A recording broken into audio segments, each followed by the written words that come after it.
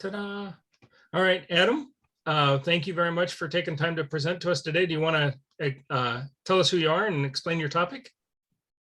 Yeah, I am Adam Witter. Currently, I was a veteran, still am a veteran. Went through Eagle Group, loved it, had a great networking time there, learned so much. And jumping back to what Alan was saying, the golf outing, funny enough, was how I got my first job after transition, which is a good story because you go to golf outings. I think Adam Narika called me one day. He's like, "Hey, you're coming golfing next week." And I was like, "All right, let's do it." And didn't know what was happening, was like in the midst of transition as an active duty guy, and ended up getting paired with a guy from US Bank because I was looking in risk management and he worked at the bank there. We ended up talking, but then as my transition changed, my goals changed into looking into real estate, and he connected me with a guy in US Bank's real estate department who connected me with a owner of a real estate development management firm here in the Twin Cities, and then the rest was history, and I got hired by that company. So it's not always what you see of the person that you're talking to or networking with, and you often wonder like, where are things going? It can kind of be a trickle down economics thing of you end up talking to this person and they know somebody, so you might be one or two people removed, and then you find out you're hired. So networking doesn't seem like an instant gratification game, but once it works really, really fast. I'll say that, and I'm a testimony to that. I think I gave this presentation a few months ago to the same group, but I think we have a little bit of changeover. But my purpose and what I really have a passion for is helping people find their why, and especially veterans. And there's books on it. I mean, Simon Sinek has done it with Find Your Why and Start With Why. And if you're struggling with those, I highly suggest you to read them. But I think a lot of times people, and especially veterans, their biggest concern is they need a job because they want to replace their salary. So these two issues of finding what you want to do correlate with how much money you want to make. And people tend to rush it and just take a job instead of really dive into the process and really dive into success, because a lot of veterans end up switching jobs. I think the stats are like 75% of veterans will switch jobs within a year. That was me. And I've seen that amongst many of my peers and friends, and probably within Eagle Group. I bet if we took a poll in Eagle Group, I bet that stat would prove itself. So that's what I'm going to talk about tonight. And I appreciate you all coming in and just dedicating some time to your success. Just raise your hand for those of you who have your screen on, who's actively in transition. 1, 2, 3. All right, cool. Maybe some others that aren't here. I'll start with my background. We'll go past, present, future. I did ROTC. I served at Fort Riley, was in 1ID, loved it, loved being in the Army, did my 4 years. But we knew the Army life wasn't right for me and my spouse. So ultimately we knew we were going to move back up to Minnesota when I had to figure out, hey, what's next for me? And that's when I really started to figure out, well, hey, in the Army, you make good money, and you don't think of it then, but you got great benefits. You do make good money. You're definitely middle class. Once you're in for a little bit, and of E5, E6, the money is pretty good. You can kind of control your life a little bit more, and then you realize, oh, I need to make this to continue my life. So that's finance side of transition correlates with what you want to do, because the last thing you want to do is get into a job, show up one day, and then realize after that first day that you hate it. And that happened to me. I did an internship through Pepsi. Well, I'm going to back up. So when I was in transition, I started out looking for how much money do I want to make. I'm a captain. I'm going to make $80,000 a year as a captain. That's what I want to make. when I get out. So I started looking what jobs fulfill that. What am I semi-interested in? So I thought, all right, banking make money. My sister's in insurance. I know she's doing really well. She's like me, so I'll look at insurance. So I started going down those paths. Then while I was in the Army, there was an opportunity to join a program called Hiring Our Heroes, which places active duty soldiers in companies in the United States where you want to go. So for me, I was moving to Minnesota, so I worked with this program, and their thing was, hey, 99% of our sponsors, you, the soldier, get hired in a job or get a job offer, and 97% of that 99% accept it. So I was like, all right, those are pretty good rates. I'm gonna take that because that covers my butt to get a job, and that's what I was concerned with, making 80K. And I think their average salary was like $75,000 starting salary for vets that come out of the program. I was like, well, that fits the bill. I'm going to do it. This covers my risk, right? You know, we always want to cover our risk as a soldier. So I did that program, and Pepsi, Travelers, and a couple other companies were up here, and Pepsi ended up saying, hey, yeah, Adam, come join us as part of your transition. So I did it. I was like, all right, this should be cool. I was in logistics in the Army, and that's what Pepsi is, their logistics. They make all sorts of stuff, but they're mainly a logistics company, Fortune 50. I was like, this is a great opportunity, right? The second day, I was like, this is not for me. Did not like it at all. I did end up getting a job offer from them. It would have replicated my captain's salary and then a little bit some. So I literally would have checked the box. But when I was in there, I was like, I can't do this. I'm not going to hate my life. So before that, my wife and I had decided that we're not going to take jobs where we're handcuffed into something that we hate all the time. So what we did, and this is where the finance side of it comes in, is because we knew we wanted to enjoy our jobs. We didn't want to have to waste our career, clock in, clock out. But then what salary would we accept to actually have a job that we would enjoy, that we would actually wake up on a Monday morning truly excited to go to work? And that was the question I kept asking myself. And I had to figure that out. And I did that through a lot of networking, talking to people who were in careers, acknowledging ones that I knew wouldn't work. So Pepsi didn't work out. Then I ended up interviewing. I was like, all right, I'm gonna go back to banking. Ended up interviewing at Wells Fargo, got a job offer, and turned it down because during the interview process, I was like, oh, this is not going to be for me. And I immediately turned it down. Ended up trying the insurance route with Travelers, and I did really good job networking there. I think still in my LinkedIn network, I have like 40 people who work at Travelers, and I get all this spam for Travelers now. Never got a job there, had a couple interviews, never really worked out. But it just never worked out. So it just was always never working out. And I knew, I was like, all right, well, I still got to get a job. I still got to make money. But I wasn't under the pressure because we set ourselves up on financial runway. And this is, if you have a takeaway today, it's takeaway this. When you're in transition, or you know you're going to be in transition, you can plan your transition, you're in a great place. The goal is to get a job you love, not to just get a job, not to just get a salary of everybody wants to make 100K, right? Well, just wait. Let's do some planning, because you can get to that 6-figure income or whatever that income level is with time. So let's plan it like a smart leader in the Army, right? Like, let's do a plan here. So we said, all right, in 6 months, could we find a job that we would love to do? That seems attainable. So we set aside 6 months of runway, financial runway. What are our bills going to be for 6 months living in Minnesota? So we looked, all right, what's rent going to be? We found like a cheap apartment that would work for the time being, was like $1,200. All right, so we need $1,200. How much is gas going to cost? What's food going to cost? You know, what's living on a super shoestring budget, right? What does that look like? We came up with a number.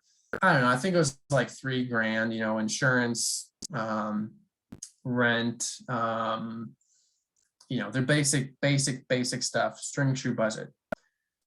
the other part of that is, what would you do in addition to that if you had to work at Home Depot on night shift? If you had to go stack boxes, and work for like a $15 an hour job, you could do that at the same time while you're interviewing and going after and networking towards this dream job of your dream career, as well. So you could add that into your budget and then give your budget a little bit of more legroom. So we set aside that like $20,000 or $18,000 as an emergency fund that we would live in for runway if neither of us got a job by the time our paychecks cut off. So that gave us the stability to say, all right, now we don't have to be handcuffed to a career that we don't like. We don't have to be forced into something like I was at Pepsi. It was like, it gave me the power to say no, basically, and be picky and choosy, right? We weren't going to rush it. So back to my transition, knowing that, I just kept on looking on LinkedIn, and finally I just gave into my gut. And a saying I love is called follow the fire. And there's something inside of you that I think these books do a great job of saying, find your why, start with why. And it starts there. It's like, you're going to learn what that fire is by networking, by meeting people, by talking about what you want to do, hearing other people's experiences. You're going to figure out what your why is, what lights you up, what makes you truly excited. What is your hobby? Can your hobby be a job? Start having those questions. Should you love every part of your job? Probably not. I'm guessing most people don't love every single part of their job, but what lights you up? What's making you willing to go to work every day? Where does a salary, a passion, where does that intersect? And that's the goal, to get to there. It doesn't have to get there right away. The salary will come, because I'm willing to bet, and based on personal experience. So when I'll go back, when I did the golf outing, network, got a job offers with a company called the Excelsior Group. The pay that they offered me was $58,000, which is what like a second lieutenant makes. So I was dumbed down 4 years. It was a 25% pay cut. It was a big gut punch, but I was pretty happy every day. I was loving the job. I was learning a lot. I enjoyed it. There's a lot of good benefits. They paid for my real estate license. They paid for education. So there were some good things there, and I was truly enjoying my day. In that job, because I was happy to be there, because I was motivated, because I had a passion, I was performing better than my peers. I was doing a great job. Within a year, I got a promotion, another 10% raise. Within another year, I got another 10% raise and another promotion. So I was duplicating.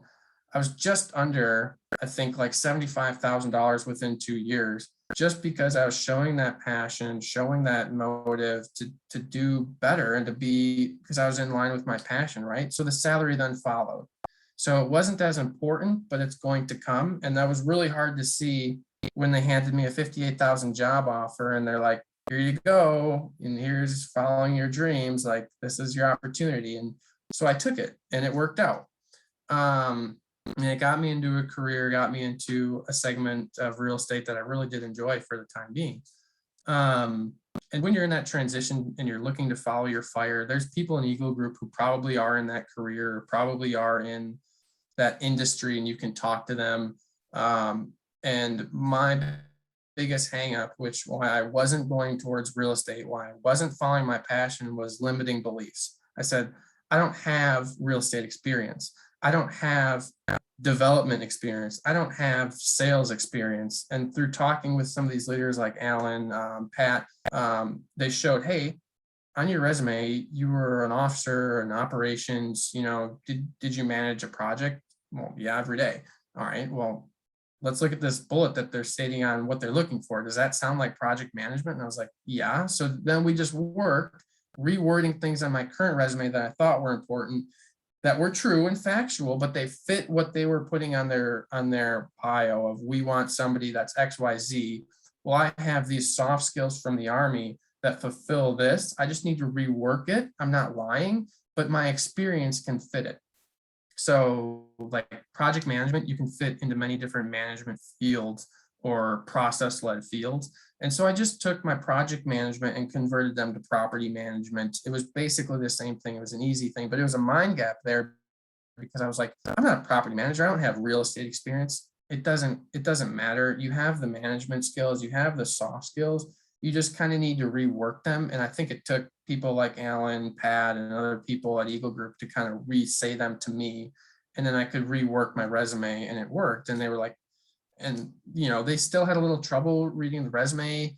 But I could, then it came down to the interview skills, and then you kind of correlate the two. Well, yeah, I had to manage these processes of moving 5 tanks through a 4-day mission to get to here. It's kind of like managing a construction project when you have 4 different contractors and the end goal is to get to a finished build out suite for the tenant. You just kind of manage the process and you work and you build relationships, and that's how I kind of sold myself on them, and it worked. So that's my biggest advice on once you figure out that fire and you need to correlate your resume from A to B. Likely, if you are a sergeant or above in the military, you can pick any industry and you will fit into an operations role. So maybe you are looking into IT field, but you don't have any IT experience, but you could maybe get into a low level IT management field at the same time taking IT courses. You're in IT now, you've got your foot in the door, and then you can take some education classes to learn whatever fields you need at the same time. That's pretty much what I did. Is I got in the bottom level of property management. I took some courses in property management. I got my real estate license, which the company paid for. They're happy to teach you, and leveled up that way. So yeah, that's my process. Save 6 months of the living expenses for where you want to go. What's the lifestyle that you need to maintain? If you have kids, if you've got bigger bills, then that's going to hamstring you a little bit. Your budget's going to be bigger. Just acknowledge those fears, and then also understand, what buffers do you have in there? Would you be willing to go work carpentry jobs in the time being while you're networking at night, while you're meeting other people, while you're filling out resumes? What things will you do in order to do that? The other thing, when you're looking, I'm going to go back a little bit. Those 6 months of those limiting expenses, those expenses go a long way, because you're probably going to take those jobs that aren't,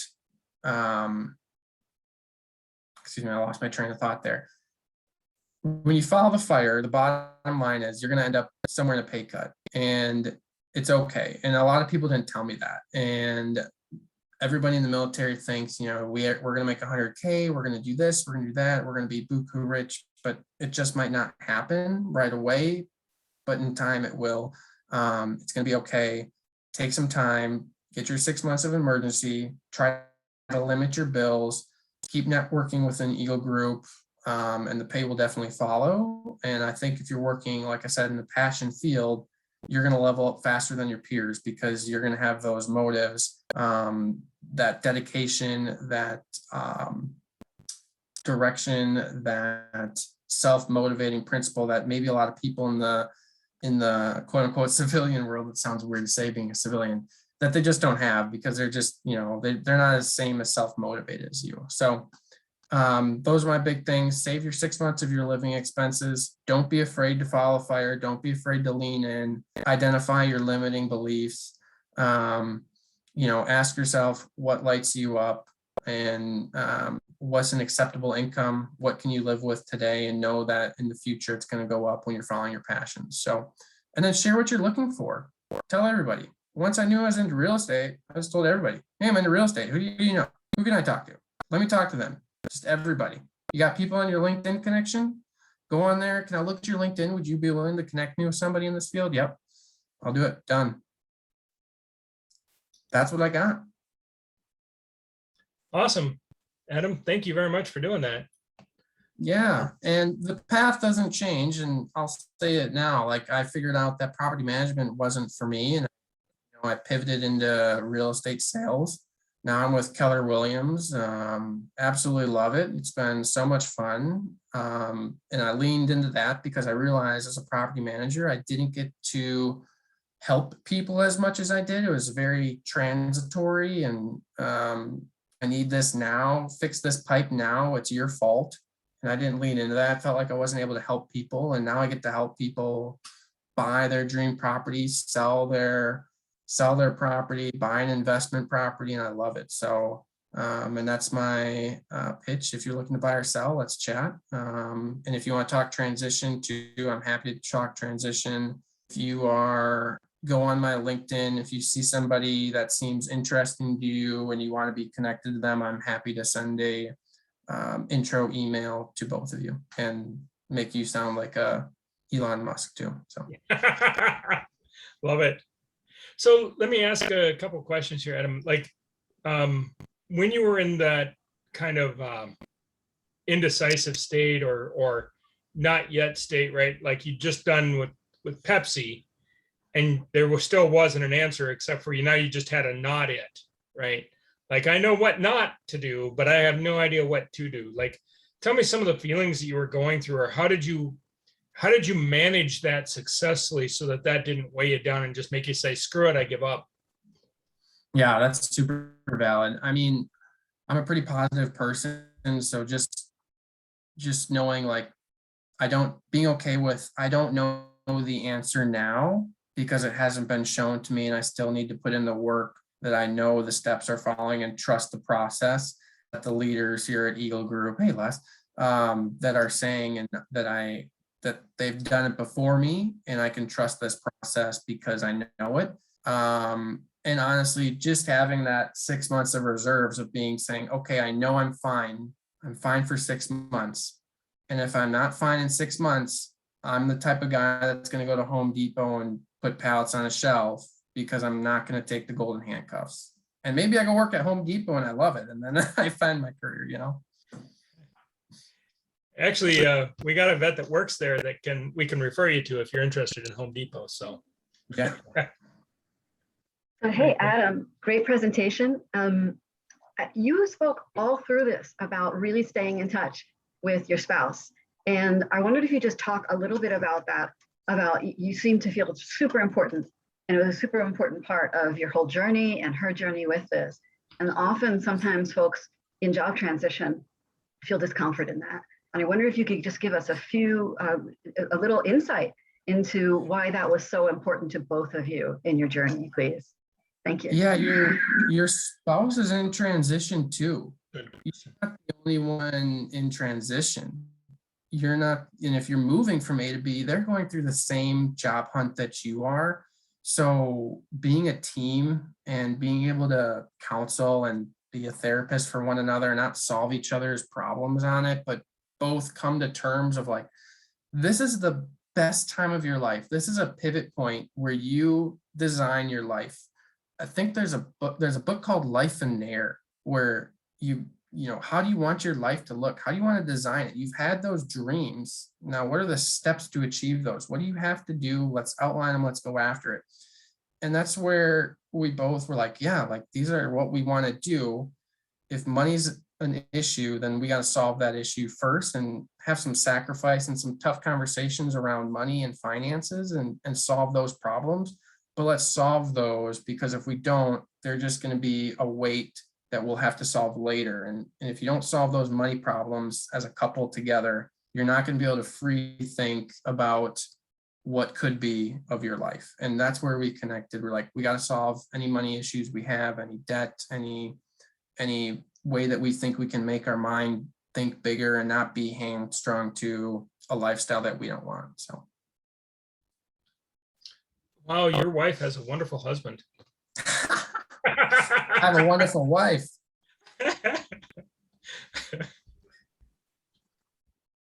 Hey, you draw the contrast from military pay and those thresholds, right? And each rank, I think we all remember them pretty clear, but we also, I think, would say that military rank and compensation is pretty structured, considering that anybody that has that rank and the same qualifications gets paid across the entire 5 forces, right? Did you find or did you identify that, you know, for you, maybe that there were different compensation structures out there, and did you relate to one or want to stay away from one based on, again, familiarity with the extreme structure with the military and being exposed to different compensation structures out there? Yeah. And did that come into your Yeah. decision making?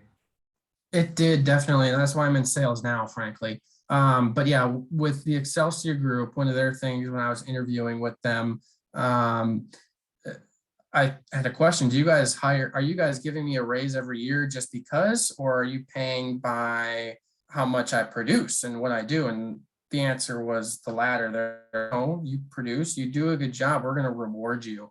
And that's why my income went up 10%, 10%. In the Army, that doesn't happen. It's 2.5 that Trump passed, and then Biden's in next year, and it's like whatever he's going to pass it at 2.3 or whatever. Like it's up to Congress on what you get, but you know what you're going to get in 20 years. And that's frankly why I jumped, because, or I think at Pepsi it was pretty structured like that too. And I think the guy who I was working with, he knew what my pay structure was because the salary literally came in at what a 4-year captain made. And I don't know if he put 2 and 2 together or what, but yeah, their pay structure at Pepsi, a big corporate entity, was similar. They're like, all right, you're going to be a second shift supervisor. This is our range. This is what you're going to make. And you could go in there and negotiate and be like, hey, I want to make this. And they're going to be like, you're going to make this. And then if you want to move, you know, there's still some freedom to move and to make those jumps. But it's much more structured, I think, in the bigger companies, unless you do, you know, you change your education, you jump to another company, you pivot into career, things like that, or, you know, you blow it out of the water and kill it. They're going to honor you for that. So that was exciting about salary. But yeah, at Excelsior Group, it was like, no, you're paid per your performance, and that's what you get. My wife's company is super structured. I think like they were like, no, your salary is not negotiable, which kind of sucked, but it was well within what she wanted. So, and that's what jumped me into sales, because we were like, all right, well, now it's a different idea. It's all right. We can live off my wife's income. Everything that I make's gravy. So why not pivot into sales at a time when we have the opportunity? We got, you know, no debt, one kid who cheap, and kids are cheap, I guess. And we can live a lifestyle we want. So we went into I wanted to go into sales because your income and time's unlimited. So.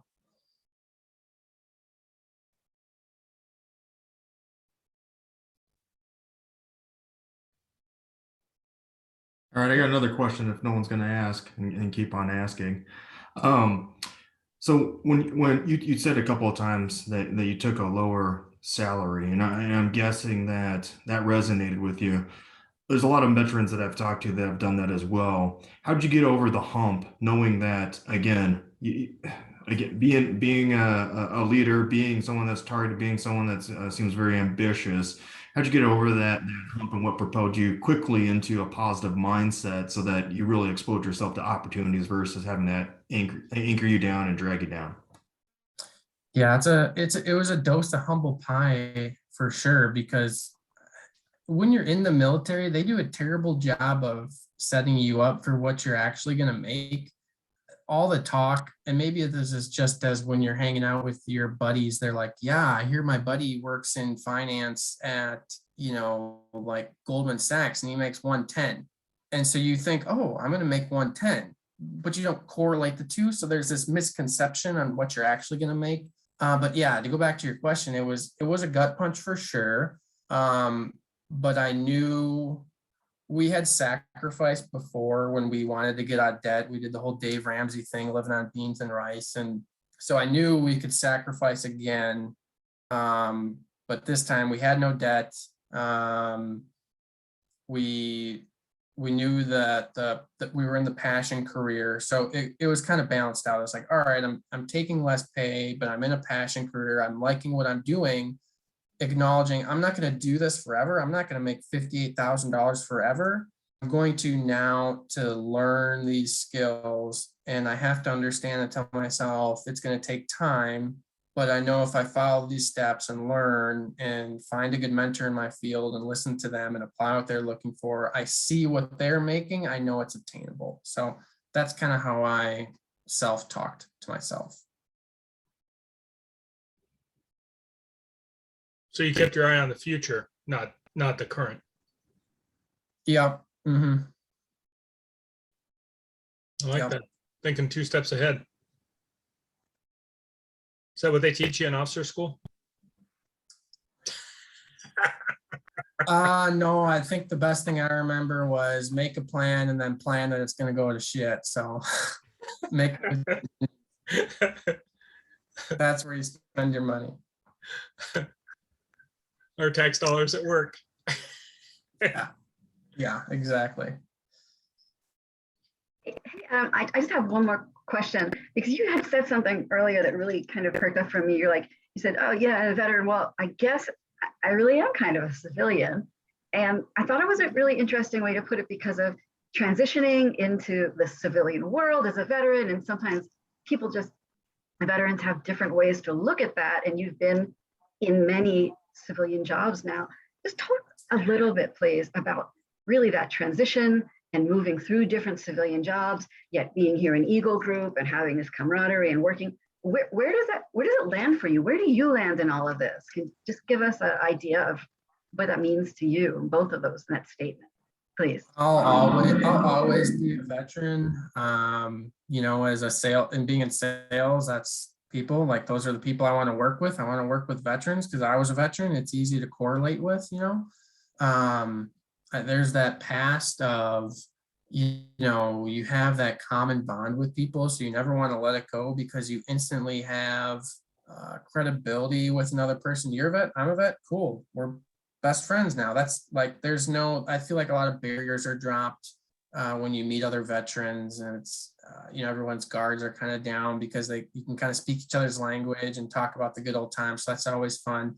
You know, as a civilian, I think back as a civilian, it's just crazy to think because it was such an identity for your training, and you know, you're a veteran, you're an active duty soldier member. It becomes an identity, and so to get rid of that identity is weird because a lot of people tie themselves to a career. And in the military, we identify, I'm a soldier, I'm a leader of troops, I've led a battalion, I've doing all this cool stuff. And in the civilian world, I think a lot of times you find that people just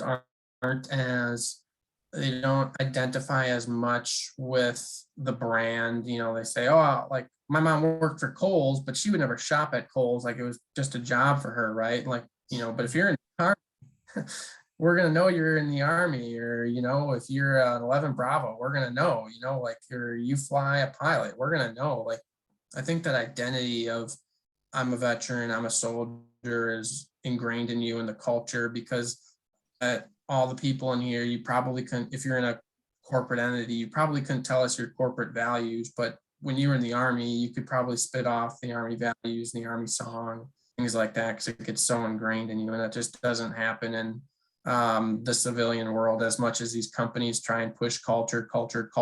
You know, there's culture, but there's, you know, in the Army, there's just such a different bond community that you just get and you can't replicate. So letting go of that and understanding you're probably not going to have that tight of a team is really hard to find, I think, in the civilian world. And that's why I think it's so great to connect with, you know, other veterans outside here at Eagle Group, because it's kind of that brotherhood and being able to share experiences.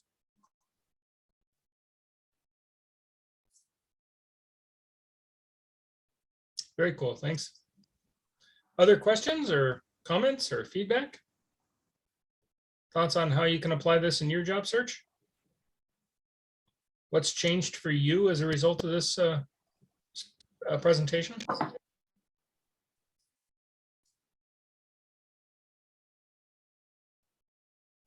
No? Final call for questions or comments or feedback? Jeff, you got a question on your face. I can see it.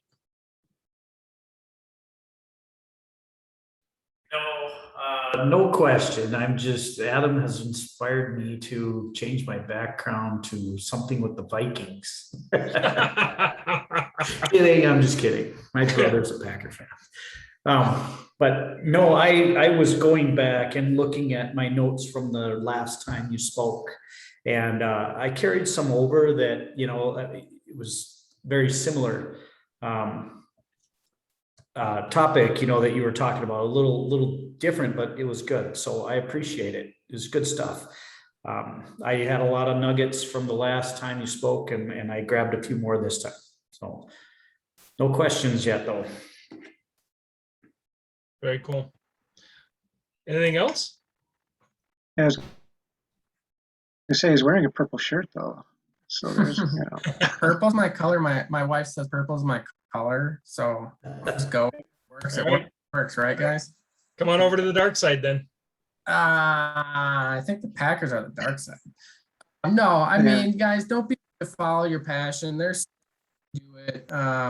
You know, just follow it. It sucks at first and to lean into that, but once you acknowledge and start going down the rabbit hole, you'll have so much fun figuring out where your passion lies, and really just the money holding you back because of these what ifs of you don't make this. Just take the steps, acknowledge what you need to make, acknowledge what you can do, and the floor is, or the sky is the limit, basically. So Cool.